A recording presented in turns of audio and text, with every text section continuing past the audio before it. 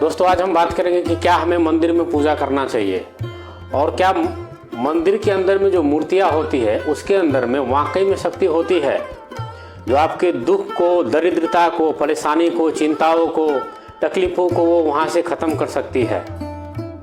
क्या मंदिर की पूजा हमें मोक्ष के रास्ते पर ले जा सकती है क्या? ये तमाम सारी चीज़ें हैं जिनके बारे में एक क्वेश्चन तो बना ही रहता है हर एक आदमी के मन में। जब आप धर्म ग्रंथों का अध्ययन करेंगे, रामायण, महाभारत, गीता, पुराण, उपनिषद, छंद, ये सब जो भी आप अध्ययन करेंगे तो उसमें कहीं पर भी पूजा का जिक्र किया नहीं गया है।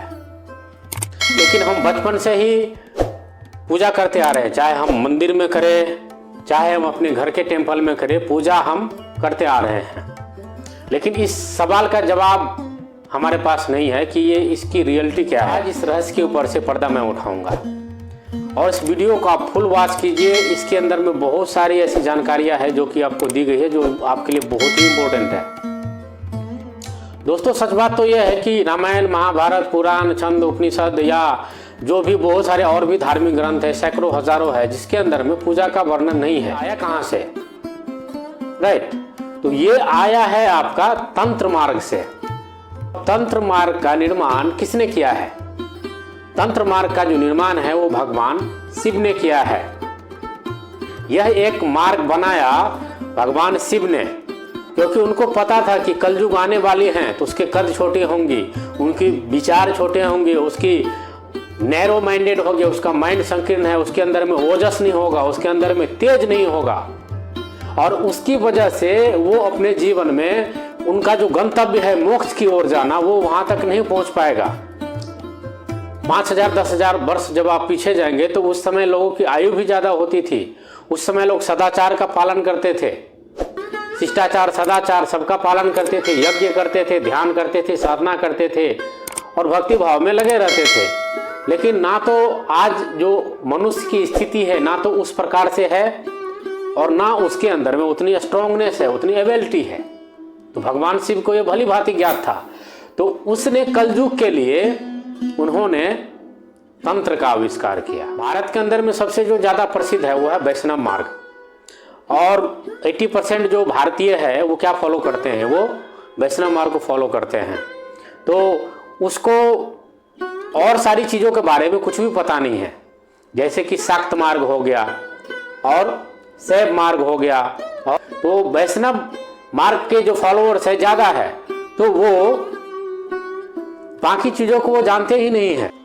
और जब आप पूजा पाठ, जैसे कि भगवान को नैवेद्य का भोग लगाते हैं या उनकी पूजा करते हैं, अगरबत्ती जलाते हैं, घंटी बजाते हैं, तो ये सारे चीजें जो है वो सारे चीजें तंत्र मार्ग से आ जाता है, जिसके प्रणेता और जिसको निर्माण करने वाला भगवान शिव है। तो भगवान शिव ने ही इस तंत्र मार्ग को बनाया और लगभग तकरीबन 7 करोड़ जो मंत्र है उसने दिए, ताकि जो कलयुग की जो लोग हैं वो अपने आप को विकसित कर सके। तो ये सारी विधियां जो है वो सारे तंत्र मार्ग की है। तो इसमें डिफरेंसेस क्या है? वैष्णव मार्ग में जिस चीज को हम फॉलो नहीं करते हैं उस चीज को शैव मार्ग और शाक्त मार्ग में तंत्र मार्ग के थ्रू वो प्रयोग किया जाता है। अब उदाहरण के तौर पे लीजिए कि जब हम यज्ञ करते हैं, हवन करते हैं, तो बहुत सारे चीज़ों का प्रयोग होता है, जिनमें से एक चीज़ का प्रयोग होता है वो है अग्नि। अब अग्नि कितने प्रकार की होती है? एक अग्नि जो नॉर्मल हम माचिस से जलाते हैं, एक नॉर्मल अग्नि हो गई। दूसरी अग्नि वो है जो क्रिमेशन ग्राउंड से लिया जाता है, मुर्दा घाट है, तो वो जो आग है वो सबको टच करता है और उस आग की जरूरत होती है। तो उस आग का प्रयोग यज्ञ करने के लिए किया जाता है। तो जब आप तंत्र मार्ग से करेंगे तो वो सारा चीज डिफरेंट है। तीसरा जो यज्ञ के लिए जो हमें अग्नि चाहिए वो होता है मंत्र के द्वारा। और मुझे ये बताने की आज कोई ज़्यादा खास परेशानी नहीं होगी कि ये सारी चीज़ें इंटरनेट पे मौजूद है, कि मंत्र का आवाहन किया और गाय का जो कंडा होता है उसको ऊपर उछाला और जो वो नीचे आया तो उसके अंदर में आग लगी हुई है, धधकती हुई आग, तो वो मंत्र के द्वारा होता है। तो ये सारी चीज़ें अभी हो रही है। मैं आज अभी जो वीडियो बना रहा हूँ मैं आज की बात कर रहा हूँ, मैं ऐसा नहीं कि कुछ दिन पहले हुआ और ऐसा मैं उन सब चीज़ों में नहीं, मेरा अभी क्या हो रहा है कि करेंटली है क्या, उसके ऊपर मेरा फोकस रहता है। तो अब वैष्णव मार्ग से जब हम भक्ति करते हैं ईश्वर का, तो जब वैष्णव मार्ग से भक्ति करते हैं तो हम ईश्वर के पास जाते हैं। लेकिन हम जब तंत्र मार्ग से पूजा करते हैं तो यहाँ पर डिफरेंट है, यहाँ पर ईश्वर हमारे पास आता है। तंत्र मार्ग में हम अपने बॉडी को प्योर करते हैं और जैसा ईश्वर को पसंद है, जैसे आप भगवान भोले को आप पूजा करते हैं तो भगवान भोले जैसा बनते हैं। इसीलिए अघोरी जो है भगवान भोले का जो स्वरूप है अघोर, तो वो अघोर जैसा अघोर बनता है, वो क्रिमेशन ग्राउंड में रहता है, क्योंकि भगवान शिव भी क्रिमेशन ग्राउंड में रहते हैं। वो भभूत लगाता है तो जो अघोरी है वो भी भभूत लगाता है। सारी चीजें फॉलो करते थे। जब हम जो भी हम पूजा कर रहे हैं वो तंत्र मार्ग से आया है और उसको फॉलो करते हैं, लेकिन हमको जानकारी नहीं है। सबकी पुकार सुनता है। जब आप सो रहे होते हैं, आपके मन में दुख तकलीफ है और आप तब भी वो आपकी पुकार सुनता है। लेकिन वो आपकी पुकार तो सुनता है, लेकिन वो अपने आप को आपके सामने में समक्ष नहीं रख सकता है। पता है क्यों? क्योंकि जो ईश्वर कण कण में विराजमान है, ब्रह्मांड के हर एक चीज में विराजमान है, हर एक कण कण में विराजमान है, उतनी बड़ी एनर्जी अगर आपके सामने में आ जाएगी तो पहली बात, ईश्वर को अगर आपके सामने में प्रकट होना है तो उसको अपनी जो पावर है वो डिक्रीज करना पड़ेगा, कम करना पड़ेगा। ठीक है? और वो डायरेक्ट ही इतनी बड़ी तेज, इतनी बड़ी ओजस आपके सामने में आ गया तो आपके माइंड, आपका शरीर आप हैंडल करने लायक नहीं हो। आपकी एबिलिटी उतनी नहीं है। शायद आप 20 साल या 50 साल तक साधना ध्यान करेंगे तो आप उतने बन पाएंगे। लेकिन हमारी वो दर्द और पुकार वो सुनता है। तो उसके लिए भगवान ने क्या किया कि अपने आप को, अपनी जो पावर है उसको थोड़ा सा डिक्रीज, मतलब उसने दूसरे फॉर्म में बदला और अपने आप को मंदिर के अंदर में स्थापित किया। जब मंदिर के अंदर में माता की या भगवान शिव का या भगवान राम का या भगवान हनुमान जी की जब स्थापना की जाती है तो उसका सैकड़ों हजारों प्रोसेस होता है। उस प्रोसेस को फॉलो करने के बाद मंत्र के थ्रू उसके अंदर में प्रकटीकरण किया जाता है।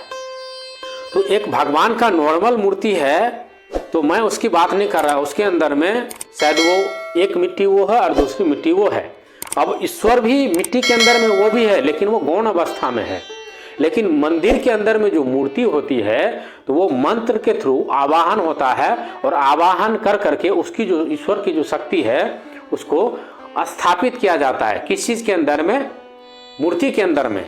तो जब आप मूर्ति को आप प्रणाम कर रहे हैं, उसकी पूजा कर रहे हैं, तो डायरेक्टली ये जो निराकार ईश्वर है आप उसी की पूजा कर रहे हैं थ्रू पृथ्वी तत्व।